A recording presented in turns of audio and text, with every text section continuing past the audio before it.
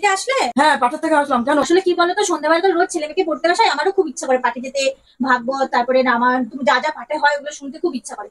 কিন্তু আমি তো যেতে পারি না ছেলে মেয়ে থুয়ে, আর ছেলে মেয়ে ছোট। তাই ভাবি যে একদিন তুমি আমাকে গল্প বলবে আর আমি শুনবো। ও এই কথা। হ্যাঁ। আচ্ছা, বলছি আজকে কি পাঠে হলো গল্পটা? কি হয়েছে একটু বলো না শুনি। এই তোরাও শুনবি গল্পটা? হ্যাঁ হ্যাঁ, আমরা শুনবো, আমরা শুনবো। আচ্ছা ঠিক আছে, তোমাদের ভালো লাগে না শুনতে? আচ্ছা ঠিক আছে, বলছি গল্পটা। বলছি কি হয়েছে ঘটনাটা। একটা অজামিল একজন একটা ব্রাহ্মণের নাম অজামিল, বুঝেছো? অজামিল। হ্যাঁ, অজামিল একটা ব্রাহ্মণের নাম। সেই অজামিল সৎ, একদম খুব ভালো ব্রাহ্মণ। তার মা বাবা বউ সবার উপর তার কর্তব্য জ্ঞান সব আছে। খুব ভালো ব্রাহ্মণ। তারপর শেষে হ্যাঁ ব্রাহ্মণ খুব ভালো। তখন সেই একদিন পূজা আস্থা খুব করে, তারপরে একদিন সেই ফুল তুলতে গেছে বাগানে, বনের মধ্যে ফুল তুলতে গেছে। তার ফুল তুলতে গেছে, তারপর শেষে দেখে কি এক বেদ আর বেদিনী দুজনে মিলে তারা গল্প করছে, তারা প্রেম আলাপ করছে, এসব করছে। তখন সেইটা দেখে ব্রাহ্মণের অজামিলের মনে খুব এখন জাগলো, তার মতো একটা প্রেম কত কাম শুরু হয়ে গেল, কামলো এসব। তো যাই হোক, এখন সে কি করলো, তখন ওই বেদকে সরিয়ে দিয়ে বেদিনীর সঙ্গে প্রেম শুরু করলো। প্রেম করে এবার তার সঙ্গে ঘর বাঁধলো, বুঝলাম, তার সঙ্গে ঘর বাঁধলো। ঘর বাঁধলো, এখন তো ব্যাগ তো চলে গেছে, বেদিনীর সঙ্গে এখন ঘর করছে।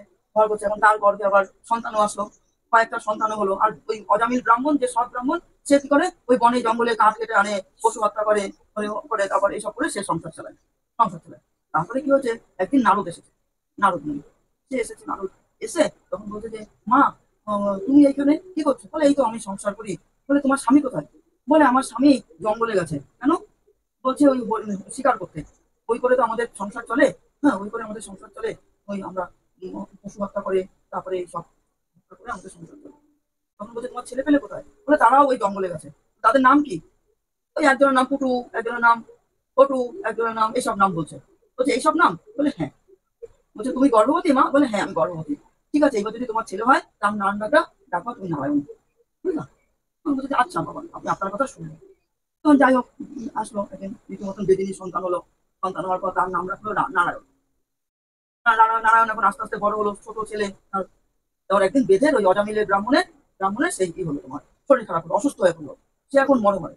এখন তার এখন ওই নারায়ণের কথা মনে পড়লো। নারায়ণ নারায়ণ এরকম, কিন্তু সে তো অসৎ কর্ম করেছে, সে তো মানে সৎ ছিল, কিন্তু সে তো পশু হত্যা করেছে, এই করে পাপ করেছে। এখন মরার সময় এখন কি করবে, এখন নারায়ণ নারায়ণ করে ডাকছে। এখন বউ ভেবেছে কি ওই নারায়ণ তার ছেলেকে ডাকে, কিন্তু সে ছেলেকেই ডাকছিল। কিন্তু নারায়ণ ভাবছে যে না, আমাকে তো স্মরণ করছে মরার সময়। তখন ভগবান তাকে কৃপা করলো। এই জন্য আগের দিনে লোকেরা নারায়ণ ডাকতো, লক্ষ্মী ডাকতো, সরস্বতী নাম ডাকতো, ছেলে মেয়েকে কৃষ্ণ ডাকতো, রাম ডাকতো, এইসব ডাকতো, গৌরহরি ডাকতো, গোবিন্দ ডাকতো, যে নামও ডাকা হয় এইসব হতো নাম। কিন্তু এখন তো তার লোকেরা তা ডাকে না। এখন তো সব বড় বড় এক একজনের নাম ডাকে। এই জন্য তখন নারায়ণ নারায়ণ নারায়ণ করলো, তার ভগবান তাকে কৃপা করলো। সেও তখন তার রথ আসলো, ভগবান তাকে রথ পাঠালো, রথে করে সে স্বর্গে চলে গেলো। এই হলো অজামিলের গল্প, ঘটনা, বুঝেছো?